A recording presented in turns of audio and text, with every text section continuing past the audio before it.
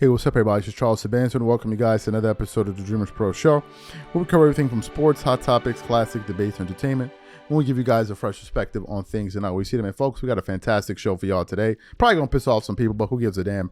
Before we get into it, please make sure you like the video and sub to the channel. So, we got an interesting one for y'all. As you guys know, yesterday there was a big game in the NBA between the Dallas Mavericks and the Los Angeles Lakers. Going into that game, there were a plethora of storylines. One storyline was Anthony Davis, the Mavs, the team that traded away Luka, coming to LA. So it was going to be the first time Luka plays against his former team. Second storyline, how was Luka going to play? He was going to have a big game. He was going to go out there and dominate and all of that. Then leading up to the game, shortly before the game started, I saw footage of Anthony Davis training in the Lakers arena. I'm like, damn, is AD going to play? I wasn't sure. So that got me kind of hyped, right? And a lot of people were looking to see how Luka was going to perform in that game. And going into that game, I actually had high expectations, not just for Luka, but for all of the players that were involved, because I felt that the Lakers players would want to go out there and ensure that, number one, they got a victory. Number two, they feed Luka so he goes out there and has a good performance. And as the game was going on, in that first quarter when Luka was hitting these long distance threes and all of that, he would turn over to the bench and stare at the bench. Nico Harrison, there was a picture I saw this morning of him while Luka, I think, was a shoot around or something, and he was there watching Luka shoot, and he had this like disgusted, dejected look looking at Luka, and I believe he was talking to Malika Andrews. They were sitting at the scoreboard and they were looking at him, right? So there was a lot riding on this game, right? And I rarely get emotionally invested into these games because I already have gone through enough emotional trauma dealing with Kawhi Leonard and all of that. Y'all notice I don't even waste no damn time talking about Kawhi Leonard no more. It's just a waste of my time. I'm not even going to go through that nonsense. But for this game, I was emotionally invested. I actually stayed up till 4 a.m. to watch this game, and going into it, man, I was like, man, I gotta get in on the action, which is one of the reasons I'm super excited to be introducing our newest partner in Underdog Sports. Underdog Sports is the easiest place to play fantasy sports. It's also the fastest growing fantasy app in the industry. Super easy to use. All you got to do is just make 2 to 8 picks of your favorite players' stats and choose whether or not they'll go higher or lower. You can actually 20x your money if you make 5 picks and you get all of them right. Now, yesterday I previewed some picks that I made on this game. I actually had Lebron James to go higher than 24.5 points. I picked Kyrie to go higher than 36.5 points, which included his rebounds and assists. And I picked Luka to go higher than 7.5 assists. And it looks like I actually got them all right. We want to put it up for you now for you guys to take a look at. Your boy made some cash. Now, I only put down $5, but hey, I made some cash. So if y'all want to get in on the fun, make sure you visit UnderdogFantasy.com or find it in the App Store. And don't forget to register with our promo code called DreamersPro to claim your free pick plus first-time deposit offer of up to $1,000 in cash, folks. We got all of that pinned in the comment section below. Again, and for the first 100 people that sign up using our promo code, we're going to give y'all 3 months free on our Dreamers Pro membership. Free.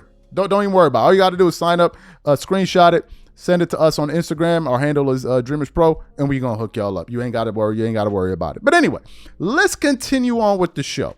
So that happened. The Lakers go out there. They win the game. Luka up there putting up triple doubles. LeBron James damn near put up a triple double. Luka had 19, 12, and 15. Bron had 27, 12, and 3 assists. They all had a great game. Austin Reeves played a good game. And Rui Hachimura played a good game, right? So I woke up. And as I'm going through the internet, y'all won't believe what I found, and most importantly, the place I found it at. I seldom go to worldstarhiphop.com because there's always a bunch of nonsense that's on WorldStar. But something told me to go to WorldStar. So I go to WorldStar Hip Hop, and what would you know? They got an interview of Jeanie Buss. You heard me right. Jeanie Buss on there, talking about when he was asked, I think it was the Rich Hyman show, where he was like, what was it like when LeBron first found out about the Luka trade? And she gave this response like, son wasn't too happy about it. So for those of y'all who didn't hear what Jeanie Buss had to say, take a listen to what she had to say about LeBron's reaction finding out that they traded for Luka, and then we're going to come back and continue on the show. Take a listen to that there. I can't believe Luka Doncic is a Los Angeles Laker. When you look and see him in your Laker 77, what are you thinking when you see that? When in my position, when you see certain players in the league and you think there's no way I'll ever have that player on my team, like it's just impossible unless you draft a star like that. They usually don't move. And, when the opportunity came up, we were not looking to move Anthony Davis. He was he was our rock solid player. And so we had to give up a lot to get Luka, but the opportunity to get him. And, I look back and, the last time I saw Kobe alive was about a month before he passed. And he had brought Gigi to the Lakers game to see Luka play because Luka was Gigi's favorite player. And, it's just the idea that Luka is now a Laker. I know how happy that would make Kobe and Gigi. How happy has it made LeBron? I think it's working. No, I know. But I also, listen, Jeanie, I understand the sensitivity here because Anthony Davis is a terrific basketball player and was, I'm sure, it's a championship right there on the ring on your finger from 2020. And I also understand that he was definitely your vision of when LeBron does retire. That's the guy you want people to come down to crypto.com to go see. And I totally get that. And now it's changed. It's now Luka in that role. So I understand the sensitivities about all that when it comes to Anthony Davis, certainly tonight with the Mavericks being in the building.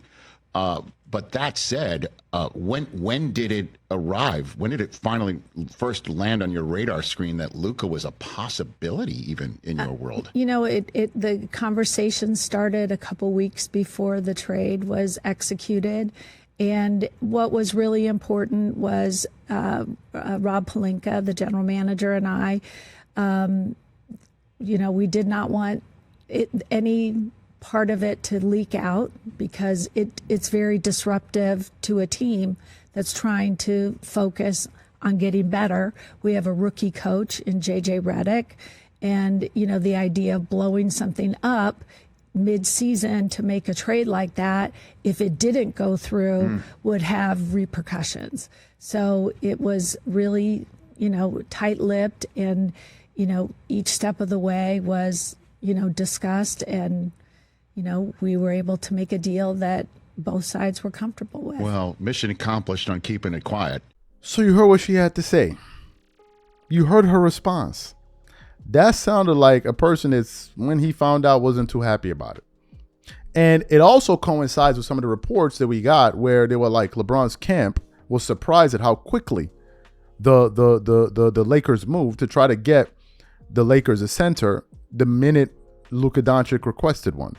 And they were like, we had been here trying to get the Lakers to make moves, use their picks and all of that stuff, and they weren't even budging. Then this guy walks in the door, and all he has to do is snap his fingers, and all of a sudden these guys are scurrying all over the place trying to move furniture for him and make sure he's comfortable.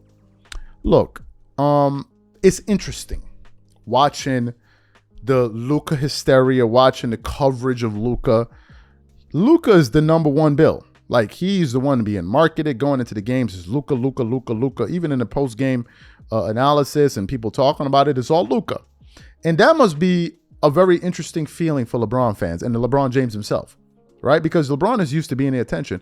We got some of his wacko-ass supporters online talking about they're showing Luka preferential treatment because he's white. Meanwhile, the entire media has been covering up for LeBron for the past 20 years, but he's black. But now it's because he's white. They can't really handle it, right? Even because I watch the games on NBA through the NBA website, NBA.com, and usually before every game they have like the image of the two players from the respective teams. And ever since Luka got to LA, it's Luka. Usually it used to be LeBron. Now it's Luka, right? All the marketing, all of the hoopla is Luka, right? So that must be a little bit strange. And I'm sure LeBron was taken off guard because I don't think he knows, right? Some people felt like he knew. I don't think he knew. I think he was taken aback because Usually there's no type of decision like this is made without him knowing, or those people feel like he does know. But this is a clear signal like this guy's a new guy in town. And if LeBron wasn't getting out of the way of Luka, and you could see like Luka was struggling with him on the court, people start looking at LeBron like, yo, son, why are you impeding this dude? Like, let him live, right? So you can see that even on opening night when they introduced him, he went last. Jeanie also said that LeBron was the one that facilitated that. So it's pretty interesting. Pretty interesting moment for LeBron fans. But what essentially they're experiencing is like, now, okay, like every other player, his time is also passing. And now there's a new star in town, and they don't know how to really deal with it. So what I want to know from you guys, what do you think about what Jeanie Buss had to say? Whatever you guys think, please leave your thoughts and comments in the comment section. We catch you on the next show, and I'm out. Peace.